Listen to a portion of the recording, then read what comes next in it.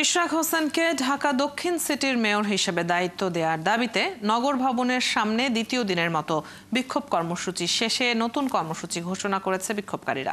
তারা জানান, শনিবার নগর ভবনের সামনে বিক্ষোভ মিছিল ও গণ অবস্থান কর্মসূচি পালন করা হবে। আগে সড়ক অবরোধ করে কর্মসূচি পালন করার পাশাপাশি নগর ভবনের সব গেটে তালা লাগিয়ে দেন বিক্ষোভকারীরা। জানাচ্ছেন শাহেদুজ্জামান সাকিব। ইঞ্জিনিয়ার ইশরাক হোসেনকে ঢাকা দক্ষিণ সিটি কর্পোরেশনের মেয়রের দায়িত্ব বুঝিয়ে দেওয়ার দাবিতে দ্বিতীয় দিনের মতো অবস্থান কর্মসূচি করেছে হাজারো মানুষ। বৃহস্পতিবার সকাল থেকেই ছোট ছোট মিছিল নিয়ে নগর ভবনের মূল ফটকে তারা অবস্থান নেন। ক্ষুব্ধ মানুষের অভিযোগ, মেয়র পদ শূন্য হওয়ায় স্বাভাবিক নাগরিক সেবা ও উন্নয়ন কর্মসূচি ব্যাহত হচ্ছে। নগর পিতা যদি না থাকে তাহলে আমরা কিভাবে এই নগরটাকে পরিচালনা করব?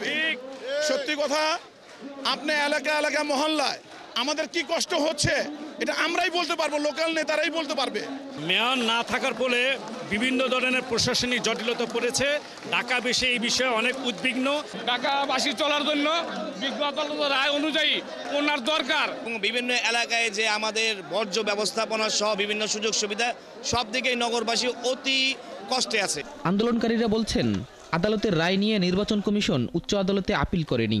শুধু সরকারের অবহেলায় মেয়রের দায়িত্ব নিতে পারছে না বিএনপি নেতা ইশরাক। কিসের ষড়যন্ত্রে আপনি আজকে নির্বাচিত মেয়রকে শপথ নিচ্ছেন না? ইঞ্জিনিয়ার ইশরাক হোসেনকে তার মেয়র পদ থেকে দূরত্ব বজায় রাখার জন্য একটা কুচক্রী মহল উঠে পড়ে লেগেছে। জনতার মেয়র ইশরাককে শপথ গ্রহণ করে অনতিবিলম্বে তাকে দায়িত্ব বুঝিয়ে দেওয়া হোক। ইঞ্জিনিয়ার ইশরাক হোসেনের কাছে ঢাকা সিটি সেফ, আমরা সেটাই চাই। ক্ষুব্ধ কর্মীরা ঘোষণা দেন, ইশরাককে কাজ করার সুযোগ না দিলে তারা এই কর্মসূচি চালিয়ে যাবে। তাকে শপথ বাক্য পাঠ করিয়ে। এদিকে অবস্থান কর্মসূচির কারণে সকাল থেকে বন্ধ হয়ে যায় ঢাকা দক্ষিণ সিটি কর্পোরেশনের সব সেবা কার্যক্রম। ঘোষণা করা হয়েছে।